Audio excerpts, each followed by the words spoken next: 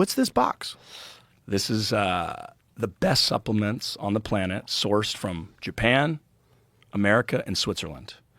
North Performance, Dr. Massey. Do you know him? He's a Stanford doc. He started the company. I'm involved. I'm getting heavily involved in the ownership of it, and I'm excited about it. It's you take it a day, like one satchel. It's got all the shit. Oh, so it's like a pre-pack?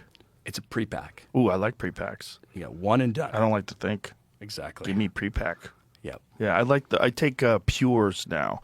I take Pure encapsulations. They have those little men's ultra packs or whatever it's called. Yep. I take those every day with a bunch of other shit. Yep. I'll try your stuff though. Okay, check it out. So what's so special about these vitamins? It's just it's more for the person who's like wants to excel in training. So it's got all the amino acids, your creatines, All of MNN. it in one supplement? It's big. You'll see. Let me see. Pull that bitch out. Let's go. open it up, Let's baby. fucking go. By the way, this is not an ad.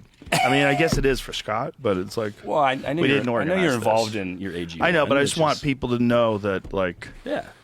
But that's I cool. talk about cool shit regardless of whether or not it's an ad. And if something is going to be an ad, I have to approve it. Ooh, look at you. You need a knife? Yeah, let's bust it out. Montana Knife Company, son. There you go. That. It's good for cutting elk. That's a Skinner, boy. Okay. Look at that sucker. Shave that dog, teach it to hunt. Make the best knives. Okay. All right, supplements. So, how long have you been involved in the whole supplement thing? Like, have you always taken them? Oh, it's all in powder? Yep. Whoa. Bro, try dry scooping that. You're going to choke to death. That's a lot of powder. It's a lot of powder. That, I believe, okay? Now, at least I'm more convinced because there's a lot of volume here. Yep. Obviously, there's a lot of stuff. Like, if you took every vitamin that I take every day and you busted them up and put them into a powder form, it would be like this. Exactly. So it's 70 plus vitamins in there. And that's the biggest thing, right? Like efficacy and quantity. You need the right amount. Do you just mix this with water? Is that how you do it? Yep. Mix it with a big water, and then you just don't have to think about it. Because I was doing so many a day, Right. as you probably are. Yeah. It's like, oh, dude. Yeah. I ran out of that one. Oh, I got to order that. So you're involved in this company. Did you guys ever send this stuff out for third-party testing? Do you ever do that? It's totally third-party tested. So my very wealthy buddy started it. He did it essentially for himself. He was like, I want the best of the best. He's like 55, but he's an adventure athlete. And he's like, I want the best of the best. All in I don't one. care what it costs. And he's like, wait Yeah. a sec. I think I can make a business out of this. So that's Good where for we're you, at. dude. Yeah. Okay, so for people at home, what's the name of the company again? North Performance. North Performance. And is there a website they can go to? Yep. We're just launching it. It's going to be on subscription based. Come to your house every month. Oh, Don't have to nice. think about it. Oh, I like not thinking. Yep. You got me. Got me hooked already, son. All the things. Volume, so I'm believing in it. Yep. You know, when I know if you're a very reputable and ethical guy. I know if you're involved in something, it's going to be legit anyway. So that's cool to know. How long have you been taking supplements? Have you been a vitamin guy forever? Yeah, I cycle in and out like anything. Do you? My non-negotiables typically are fish oil, vitamin D. I take, MNN or NAD, and then glutathione. My dad was always a massive glutathione guy. Yeah, there's a lot of real health benefits to glutathione. I think especially liposomal glutathione, which is I think more Available now, yeah. bioabsorbable.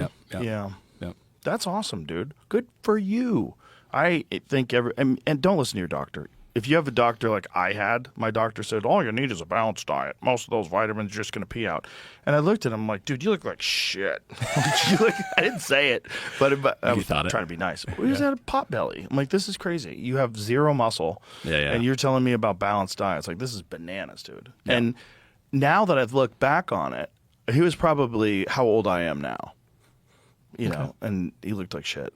There's a lot of doctors that don't understand that if you want to optimize your health, it's not about what the 100% of the USDA or whatever it is, the requirements. Like there's real science on what the right doses are, and you can find it. It's just complicated. You got to go online and you got to go, what's the optimum dose of vitamin D? Are there dangers of going above vitamin D? Are there benefits of having a high level of vitamin D? Sure. Like, and if you really want to do it right, you should work with a wellness clinic and have someone go over your blood work. Fortunately, we have Waste to Well in town, so I do it with them. Yep. They go over your blood work. They'll actually make you a vitamin that's designed specifically for what your body needs. They'll encapsulate it all in pill form, tell you how many to take a day, and they'll send you like a bag of vitamins. It's amazing. Yeah, I've been actually thinking about doing that test because there's certain doctors that'll tell you your blood type will dictate what you should be eating. Mm-hmm. And I've never really got that done.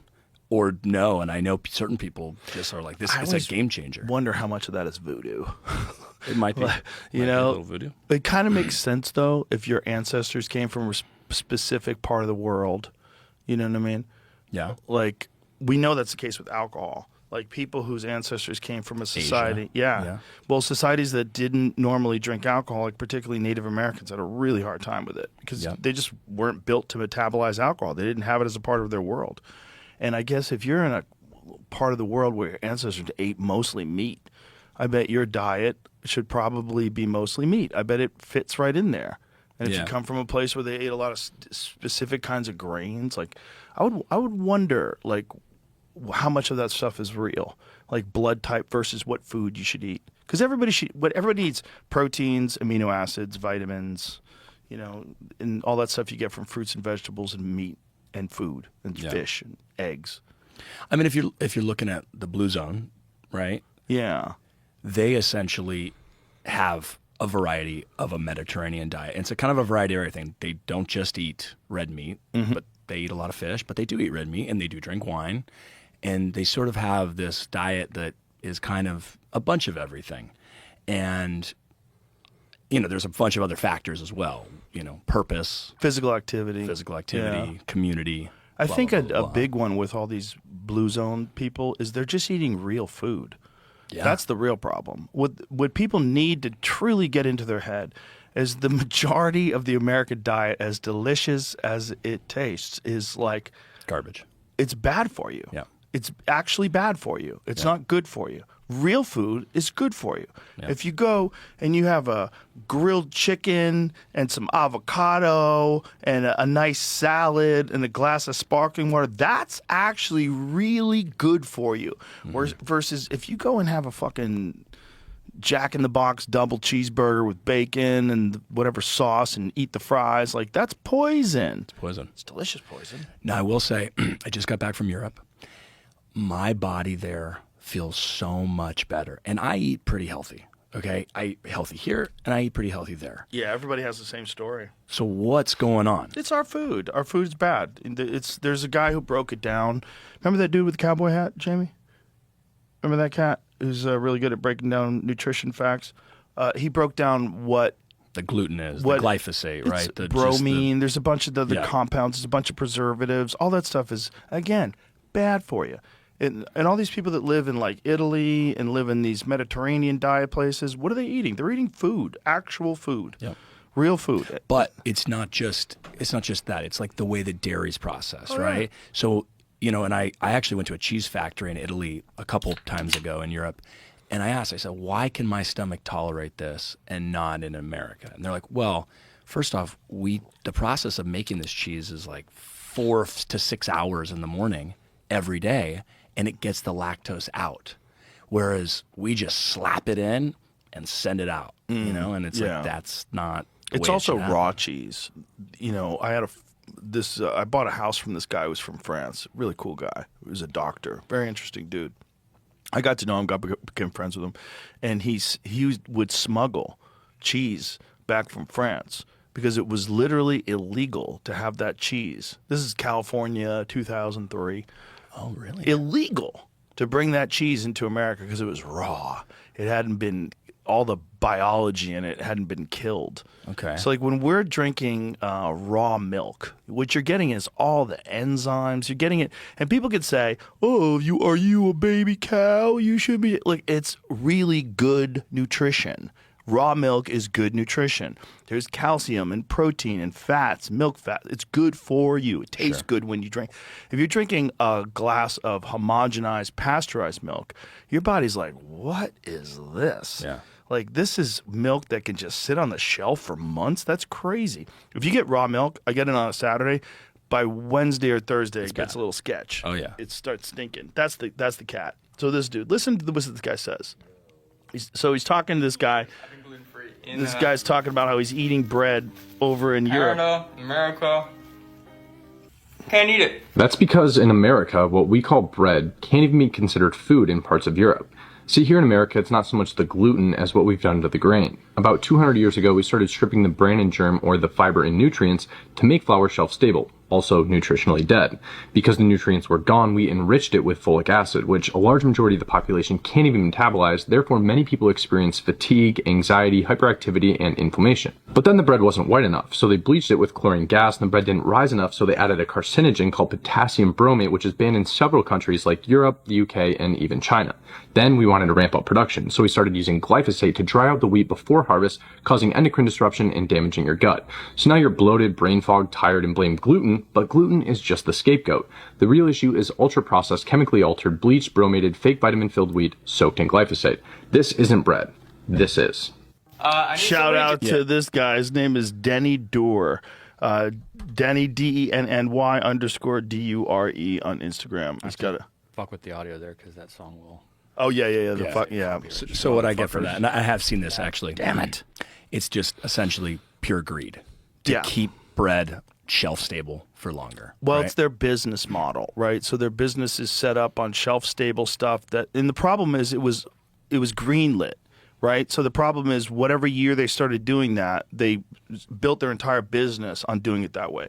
So this was the argument when RFK Jr. came in and said you have to stop using these dyes for children's cereals. Yeah. And they were Seems saying reasonable. this is going to ruin our business. And he was like, you already make the same kind that we're asking you to make for Canada because Canada doesn't allow them to use the dyes. Yeah. The same cereal they make in the United States, and it looks not as good. Because it doesn't have the juicy, delicious, bright, vibrant Reds, dyes that give you fucking cancer. Yeah. But the reality is, it's just their business model. They're set up to do it a certain way, and to change would be very expensive. So what do? They fucking hire lobbyists. They hire lobbyists. They get their guys into the FDA. They get their guys into this organization, that organization, and they make sure that they're protected. And then we keep eating dog shit, and we keep getting poisoned. And you go to Italy, and you have a spaghetti, and you feel great. Yeah. You don't feel like you got shot with a tranquilizer dart. It's kind of amazing. And there's a dart in your neck, man. We've talked about it so many times. You go over there, and you're like, why am I living the way I live? Yeah. These people are just hanging out, having a good time, having a cigarette, laughing. That shouldn't even be a thing we're arguing about. I don't even understand. It's just like that gets lumped into that. It's like, no, that's for the betterment of society. Yeah. What? Like, why is that a thing? Yeah, we live in a weird world, man. A world that doesn't completely make sense. And then on top of it, it gets connected to political ideologies. So it used to be that the people on the left were really concerned about healthy food. Like when I was a kid, we used to go to the health food store. My parents were hippies, and they would buy like whole wheat bread, and like they would try to buy like organic food, like and that was the thing on the left: avoid chemicals, avoid processed foods.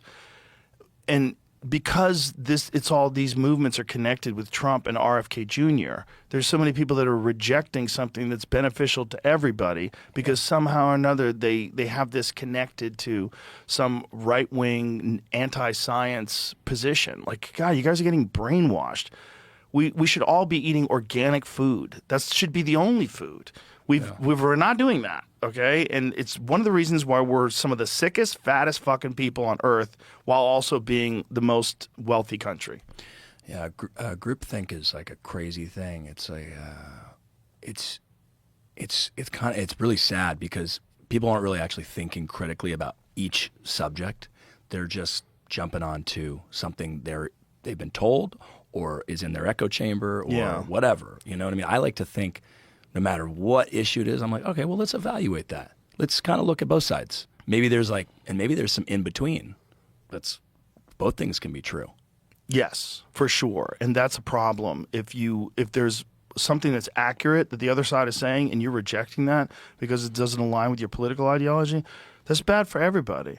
Like, I think the groupthink that we have to all really align with is the groupthink of being open-minded, being like actually open-minded and willing to accept different ideas, and also recognize that you are not your ideas.